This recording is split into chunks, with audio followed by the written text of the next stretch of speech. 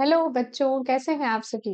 मैं आप सबकी बायोलॉजी मेंटर और एजुकेटर सृष्टि मैम आज एक बार फिर से आप सभी का संकल्प के इस ऑनलाइन प्लेटफॉर्म पे बहुत ही स्वागत करती हूँ। और वैसे भी आज क्रिसमस है, मुझे लग तो रहा है कि सभी क्रिसमस मनाने जाएंगे, सेलिब्रेट करेंगे, लेकिन उससे पहले पढ़ाई पर भी ध्यान दीजिए क्योंकि बोर्ड एग्जाम आ गया है। मस्ती भी कीजिए लेकिन पढ़ाई पर भी ध्यान दीजिए। चलिए हम लोग स्टार्ट करते हैं अपना आगे का टॉपिक।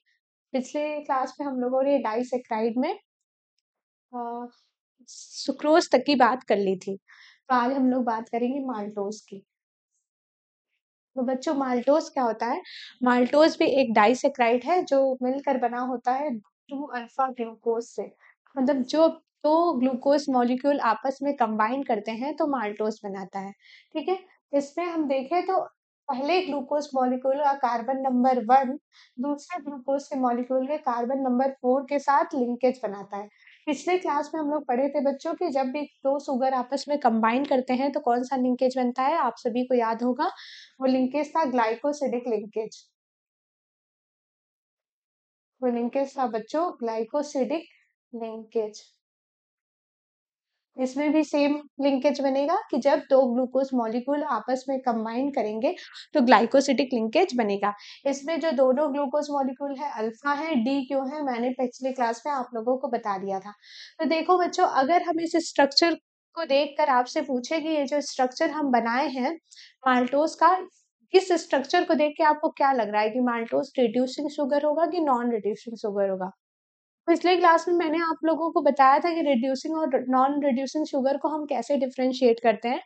ऐसे सारे शुगर्स जिनमें एल्डिहाइड पाए जाने वाला एल्डिहाइड और कीटोन ग्रुप अगर फ्री फॉर्म में होगा, अगर फ्री फॉर्म फॉर्म में होगा तो उसके पास इलेक्ट्रॉन डोनेट करने की कैपेसिटी होगी। अगर इलेक्ट्रॉन डोनेट करने की कैपेसिटी होगी तो वो एक्ट करेगा रिड्यूसिंग शुगर की तरह।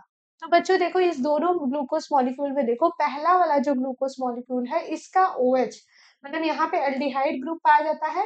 इस एल्डिहाइड ग्रुप पे पाए जाने वाला OH दूसरे ग्लूकोज मॉलिक्यूल के कार्बन नंबर 4 के साथ कंबाइंड है। यानी कि पहले ग्लूकोज मॉलिक्यूल का एल्डिहाइड ग्रुप फ्री नहीं है, लेकिन दूसरे ग्लूकोज के मॉलिक्यूल का, ये देखो बच्चों, दूसरे ग्लूकोज के मॉलिक्यूल का एल्डिहाइड ग्रुप फ्री है। तो इसी में हम नोट पॉइंट में पढ़ते हैं कि जो सेकेंड ग्लूकोज मॉलिक्यूल है, जो सेकेंड ग्लूकोज मॉलिक्यूल है उसका एल्डिहाइड ग्रुप फ्री है, जिसकी वजह से माल्टोज को हम रिड्यूसिंग शुगर में काउंट करेंगे। ये चीजें बच्चों आप लोगों को समझ में आ गई होगी कि माल्टोज क्यों रिड्यूसिंग शुगर है। फिर हम आगे बात करते हैं। दूसरा डाइसेक्राइड में शुगर जो हमें पढ़ना है वो है लैक्टोज। लैक्टोज को हम मिल्क शुगर भी कहते हैं क्योंकि लैक्टोज मिल्क में पाया जाता है। अगर हम बात करें कि ये जो लैक्टोज है वो किस चीज से बना होता है, तो लैक्टोज बीटा डी गैलेक्टोज और बीटा डी ग्लूकोज से मिलकर बना होता है। और सेम इसमें भी अगर लिंकेज की बात करेंगे हम तो ग्लाइकोसिडिक लिंकेज होगा, जो कार्बन नंबर 1 के गैलेक्टोज से जुड़ेगा कार्बन नंबर 4 के ग्लूकोज से। मतलब कार्बन नंबर 1 का गैलेक्टोज बाइंड कर जाएगा कार्बन नंबर 4 के ग्लूकोज से, और जो स्ट्रक्चर हमें मिलेगा वो स्ट्रक्चर हमें मिलेगा लैक्टोज का। ठीक है। लैक्टोज में भी बच्चों हम देखें तो इसमें देखो इसका गैलेक्टोज का कार्बन नंबर 1 तो फ्री नहीं है। ठीक है। कार्बन नंबर 1 का OH कंबाइंड है इस ग्लूकोज से, लेकिन ग्लूकोज का फर्दर हम देखें तो ग्लूकोज में OH ग्रुप फ्री है यहाँ पे। तो इसको भी हम बोलेंगे कि ये कौन सा शुगर है बच्चों, तो ये भी शुगर है reducing sugar, due to the presence of free aldehyde group in second glucose molecule। second क्या है, इसमें तो एक ही ग्लूकोज है, तो due to the presence of free aldehyde group in glucose molecule and lactose is also known as reducing sugar। आप लोग को ये क्लियर हो गया होगा। अब हम आगे बात करते हैं। तो डाइसेक्राइड के बाद बच्चों आता है पॉलीसेक्राइड। हमने आप लोगों को जब क्लासिफिकेशन बता रहा था तो मैंने बताया था कि मोनोसेक्राइड क्या होता है, डाइसेक्राइड क्या होता है और पॉलीसेक्राइड क्या होता है। तो पॉलीसेक्राइड में बच्चों ऐसे जो मोनोसेक्राइड्स हैं वो कई सारे मोनोसेक्राइड अगर कंबाइन हो जाएंगे, अगर ढेर सारे मोनोसेक्राइड आपस में मिल जाएंगे तो हम उसको कहेंगे पॉलीसेक्राइड्स। अगर दो मोनोसेक्राइड्स आपस में मिल रहे थे तो ग्लाइकोसिडिक लिंकेज के द्वारा मिल रहे थे, तो कई सारे भी मोनोसेक्राइड अगर आपस में जुड़ेंगे तो बच्चों कौन सा लिंकेज होगा उसमें? उसमें भी ग्लाइकोसिडिक लिंकेज ही होगा। तो दो मोनोसेक्राइड जुड़े या कई सारे मोनोसेक्राइड जुड़े, सारे मोनोसेक्राइड आपस में जुड़ के ग्लाइकोसिडिक लिंकेज के द्वारा जुड़ेंगे और एक पॉलीसेक्राइड्स बनाएंगे। पॉलीसेक्राइड्स का मेनली वर्क क्या है? तो पॉलीसेक्राइड हमारे फूड में पाया जाता है, एज अ फूड स्टोरेज का काम करता है। तो सेल के स्ट्रक्चरल एलिमेंट में भी, स्ट्रक्चरल मटेरियल में भी पॉलीसेक्राइड का बहुत अच्छा रोल है। जैसे कि सेलुलोज को हम देख लें, प्लांट्स के सेल वॉल में पाया जाता है। ग्लाइकोजन को देख लें तो वो एज अ एनिमल स्टार्च पाया जाता है। स्टार्च भी एज अ फूड स्टोरेज है प्लांट में। तो ये सारे बच्चों हैं पॉलीसेक्राइड्स। आगे हम बात करते हैं, पहला पहला एक एक पॉलीसेक्राइड अब लेके चलेंगे। तो पहला है स्टार्च। तो स्टार्च क्या है बच्चों? स्टार्च एक mainly storage form of polysaccharides है जो प्लांट्स में मेनली पाया जाता है। हाई कंटेंट स्टार्च का क्रियल्स में पाया जाता है, रूट्स में पाया जाता है, ट्यूबर्स में पाए जाते हैं एंड वेजिटेबल्स में पाए जाते हैं। जो स्टार्च है बच्चों वो किस चीज से मिलकर बना होता है? तो स्टार्च जो है वो भी मेनली अल्फा ग्लूकोज से मिलकर बना होता है। जो अल्फा ग्लूकोज होता है उसमें भी दो डिफरेंशिएशन होता है, एक होता है एमाइलोज, दूसरा होता है एमाइलोपेक्टिन।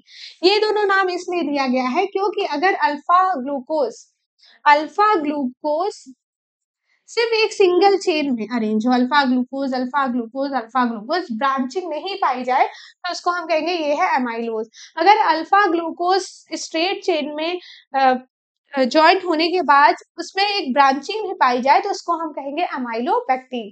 जैसे कि हम देखते हैं कि एमाइलोज क्या है, तो एमाइलोज बच्चों वाटर सॉल्युबल है, ठीक है, क्योंकि अगर ग्लूकोज चेन में अरेंज होगा तो उसका कहीं ना कहीं एल्डिहाइड ग्रुप फ्री होगा उसमें। तो एमाइलोज जो कंपोनेंट है, एमाइलोज कंपोनेंट जो स्टार्च का है वो वाटर सॉल्युबल होता है। स्टार्च का ये 15 से 20%, 15 to 20% पार्ट एमाइलोज बनाता है किसी भी स्टार्च के स्ट्रक्चर में। आगे हम बात करें तो जो एमाइलोज होता है वो लॉन्ग होता है, लंबी चेन होगी लेकिन अनब्रांच्ड होगा, मतलब इसमें ब्रांचिंग नहीं पाई जाएगी। और कितना ये लॉन्ग हो सकता है बच्चों? तो ये 200, मिनिमम 200 से स्टार्ट होके 1000 तक का ब्रांचिंग हो सकता है, जो सारे ब्रांचिंग मिलकर बने होंगे अल्फा डी ग्लूकोज के।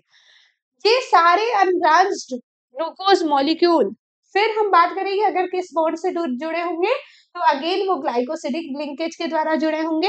और किस कार्बन से? तो हम लोगों को पता है जब एक ग्लूकोज दूसरे ग्लूकोज से जुड़ता है तो पहले वाले ग्लूकोज का कार्बन नंबर 1 दूसरे वाले ग्लूकोज के कार्बन नंबर 4 के साथ कंबाइन करता है और एक स्ट्रक्चर डेवलप करता है। ठीक इसी तरह अमाइलोज में भी कार्बन नंबर 1 का ग्लूकोज कार्बन नंबर 4 के साथ कंबाइन करेगा और किस बॉन्ड के द्वारा कंबाइन करेगा? ग्लाइकोसिडिक बॉन्ड के द्वारा या ग्लाइकोसिडिक लिंकेज के द्वारा ये कंबाइन करेगा। फिर हम आगे बात करते हैं बच्चों कि एमाइलोपेक्टिन दूसरा कंपोनेंट क्या है स्टार्च का? तो दूसरा कंपोनेंट होता है एमाइलोपेक्टिन स्टार्च का, जो इनसॉल्युबल होगा। इनसॉल्युबल इसलिए होगा क्योंकि ब्रांचिंग के कारण इसमें फ्री OH ग्रुप नहीं पाए जाएंगे, इसलिए ये इनसॉल्युबल होगा। किसी भी स्टार्च का 80 to 85% पार्ट एमाइलोपेक्टिन बनाता है, जिसलिए हम इस स्टार्च को कहते हैं एक पॉलीसेक्राइड, जो ब्रांच्ड पॉलीसेक्राइड है जिसमें ढेर सारे ग्लूकोज मॉलिक्यूल आपस में जुड़े होते हैं। तो ये एक ब्रांच होता है, branch chain polymer of alpha D glucose. Again हम इसमें अगर लिंकेज की बात करें बच्चों तो इसमें भी ग्लाइकोसिडिक लिंकेज पाया जाता है, लेकिन जो ग्लाइकोसिडिक लिंकेज होता है वो ग्लूकोज के एक कार्बन नंबर 1 से दूसरे ग्लूकोज के कार्बन नंबर 6 से ब्रांचिंग होती है। देखो बच्चों अगर हम ये बोले ये पहला ग्लूकोज मॉलिक्यूल, ये दूसरा ग्लूकोज मॉलिक्यूल, पहला ग्लूकोज का कार्बन नंबर 1 जब दूसरे ग्लूकोज के कार्बन नंबर 4 के साथ कंबाइन कर रहा है तो ये पार्ट स्टार्च का बना रहा है एमाइलोज। ये पार्ट बच्चों स्टार्च का बना रहा है एमाइलोज। फिर से मैं बोल रही हूँ, पहले ग्लूकोज का कार्बन नंबर 1 दूसरे ग्लूकोज के कार्बन नंबर 4 के साथ कंबाइन कर रहा है तो ये पार्ट, सिर्फ ये पार्ट बना रहा है हमारा एमाइलोज। यानी कि इसमें कहीं पर भी ब्रांचिंग नहीं है, स्ट्रेट चेन स्ट्रक्चर है, इसलिए ये पार्ट है हमारा एमाइलोज। दूसरा हम बोले कि अब देखो ये वाला जो ग्लूकोज है जो ऑलरेडी बाउंडेड है पहले वाले ग्लूकोज से कार्बन नंबर 1 से, इसी का कार्बन नंबर पहला जाके इस ग्लूकोज के कार्बन नंबर 6वें से, कार्बन नंबर 6 से इस कार्बन नंबर 1 का ग्लूकोज कार्बन नंबर 6 के साथ बाइंड कर रहा है। यानी ये दोनों आपस में जो कंपोनेंट बनाएंगे उसको हम कहेंगे एमाइलोपेक्टिन। जब एमाइलोज और एमाइलोपेक्टिन ऐसे जुड़ जुड़ के कार्बन 1 कार्बन 4 कार्बन 1 कार्बन 6 की ब्रांचिंग ऐसे जुड़ के ऐसा टाइप का स्ट्रक्चर बनाते हैं तो उसको हम कहते हैं स्टार्च। यानी अल्टीमेटली आप समझ गए होंगे कि स्टार्च में हमारी दो कंपोनेंट, एक हो एमाइलोज, दूसरा है एमाइलोपेक्टिन। एमाइलोज जो है वो अनब्रांच्ड होता है, वो भी अल्फा डी ग्लूकोज का बना होगा, लेकिन अनब्रांच्ड होगा, unbranched polymer of alpha D glucose. उसमें अगर हम लिंकेज की बात करें तो कार्बन नंबर 1 दूसरे ग्लूकोज के कार्बन नंबर 4 के साथ कंबाइन करेगा। एमाइलोज के बाद एमाइलोपेक्टिन जो है उसमें क्या होगा कि कार्बन नंबर 1 कंबाइन करेगा कार्बन नंबर 6 से, जिसके कारण एक ब्रांचिंग बनेगी। तो ये लॉन्ग होगा, एमाइलोपेक्टिन स्टार्च का वो पार्ट है जो लॉन्ग होगा और ब्रांच्ड होगा। आगे हम बात करते हैं सेलुलोज की। नेक्स्ट पॉलीसेक्राइड जो प्लांट्स के सेल वॉल में पाया जाता है, ये मोस्ट एबंडेंट पॉलीसेक्राइड है जो प्लांट्स में पाया जाता है। जो सेलुलोज है वो स्ट्रेट चेन का बना होता है। इसमें अल्फा डी ग्लूकोज ना पाया जाके बीटा डी ग्लूकोज पाया जाता है। सेलुलोज और स्टार्च में यही डिफरेंस है। अगेन हम बात करें तो ये भी एक पॉलीसेक्राइड है, तो किस बॉन्ड के द्वारा जुड़ा होगा? ग्लाइकोसिडिक लिंकेज के द्वारा। अगर इसमें हम लिंकेज की बात करें कौन सा लिंकेज होगा, तो अगेन ग्लूकोज, पहले ग्लूकोज का कार्बन नंबर 1 दूसरे ग्लूकोज के कार्बन नंबर 4 के साथ कंबाइन करेगा और लिंकेज बनाएगा ग्लाइकोसिडिक लिंकेज, और ये पाया जाएगा किसमें? सेलुलोज में। बस इसमें ये मेन इंपॉर्टेंट है कि इसमें जो पाया जाता है ग्लूकोज वो अल्फा ना होके कौन सा ग्लूकोज पाया जाता है? बीटा डी ग्लूकोज पाया जाता है। नेक्स्ट हम बात करें, नेक्स्ट है बच्चों ग्लाइकोजन। हम बताए थे आपको कि हमारे लीवर में एज अ फूड स्टोरेज के फॉर्म में ग्लाइकोजन स्टोर होता है। ठीक इसी तरह हम बोल सकते हैं glycogen stored in animal then it is also known as animal starch. अगर हम स्ट्रक्चर की बात करें ग्लाइकोजन का स्ट्रक्चर कैसा होगा बच्चों, तो ग्लाइकोजन का स्ट्रक्चर एमाइलोपेक्टिन की तरह होता है, एकदम सिमिलर होता है। हम पढ़े अभी पिछला ही पढ़े हैं हम कि एमाइलो जो पेक्टिन होता है वो हाईली ब्रांच्ड होगा। क्यों? क्योंकि इसमें C1 और C6 लिंकेज पाया जाता है, इसलिए ये हाईली ब्रांच्ड होगा। अगर हम बात करें कि ये किसमें किसमें पाया जा रहा है, तो ये लीवर में पाया जाता है। अभी हम बताएं हमारे मसल्स में, हमारे ब्रेन में भी पाया जाता है। ईस्ट और फंगस में भी बच्चों ग्लाइकोजन पाया जाता है। ठीक है, अब हम आगे बात करते हैं। अभी हम पढ़े सारे कार्बोहाइड्रेट्स, जिसमें हमने मोनोसेक्राइड्स पढ़ा, डाइसेक्राइड्स पढ़ा और पॉलीसेक्राइड्स पढ़ा। अब लास्ट है कि जितने भी कार्बोहाइड्रेट्स हमने पढ़े उसमें कार्बोहाइड्रेट्स का इंपॉर्टेंस क्या है। आप समझ रहे होंगे बच्चों, अभी तक इतना कार्बोहाइड्रेट्स पढ़े, हर चीज में देख रहे हो कि कहाँ कहाँ कार्बोहाइड्रेट्स का रोल प्ले हो रहा है, कहाँ कहाँ वो कौन कौन सा काम कर रहा है। तो सबसे पहले जो कार्बोहाइड्रेट है वो हमारी लाइफ के लिए इसेंशियल है। क्यों इसेंशियल है? क्योंकि प्लांट्स में भी कार्बोहाइड्रेट पाया जाता है और एनिमल्स में भी कार्बोहाइड्रेट पाया जाता है। प्लांट्स में कार्बोहाइड्रेट एज अ स्टार्च पाया जा रहा था, अभी देखे तुम लोग। एज अ सेलुलोज प्लांट्स के सेल वॉल में पाया जा रहा था, देखा तुम लोगों ने। एनिमल्स में क्या पाया जा रहा था? एनिमल्स में जो था ये कार्बोहाइड्रेट वो पाया जा रहा था किस फॉर्म में? एज अ ग्लाइकोजन पाया जा रहा था लीवर में, मसल्स में। ईस्ट और फंगस में भी पाया जा रहा है। तो कार्बोहाइड्रेट का बहुत सारा रोल है। दूसरा, ये हमारे फूड में मेजर पोर्शन बनाता है। अगर हम हनी की बात करें तो हनी भी एक क्या है? एक कार्बोहाइड्रेट है, जिसको हम एज अ आयुर्वेदिक मेडिसिन में यूज करते हैं। एज अ मेडिसिनल पर्पस कोई भी मेडिसिन भी हम आयुर्वेद के मेडिसिन हम हनी के साथ खा लेते हैं, खाते हैं। तो हनी एक कार्बोहाइड्रेट है जो इंस्टेंट सोर्स ऑफ एनर्जी है और हमारे आयुर्वेदिक सिस्टम में एज अ मेडिसिन यूज किया जाता है। नेक्स्ट हम कार्बोहाइड्रेट की बात करें, जो अभी हम बता रहे थे कि एज अ स्टोरेज भी कार्बोहाइड्रेट वर्क करता है, like starch in plants and glycogen in animals. आगे हम बात करें कि अदर इम्पोर्टेंस क्या हो सकते हैं कार्बोहाइड्रेट के, तो सेल वॉल के सिर्फ ना कि प्लांट के सेल वॉल में, जबकि बैक्टीरिया में भी एज अ बैक्टीरिया के भी सेल वॉल में कार्बोहाइड्रेट सेलुलोज के फॉर्म में पाया जाता है। Cellulose is also found in would and cotton fibres.